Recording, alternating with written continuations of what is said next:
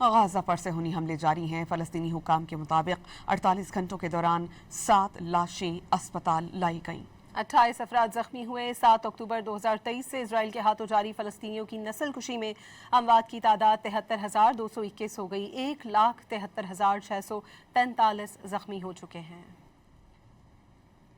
غازہ پر صہیونی حملے جاری ہیں۔ فلسطینی حکام کے مطابق 48 گھنٹوں کے دوران 7 لاشیں اسپتال لائی گئیں۔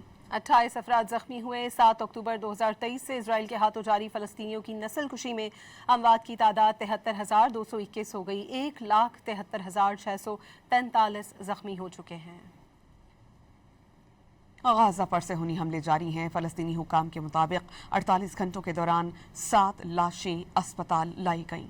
28 افراد زخمی ہوئے۔ 7 اکتوبر 2023 سے اسرائیل کے ہاتھوں جاری فلسطینیوں کی نسل کشی میں اموات کی تعداد 73,221 ہو گئی۔ 1,73,643 زخمی ہو چکے ہیں۔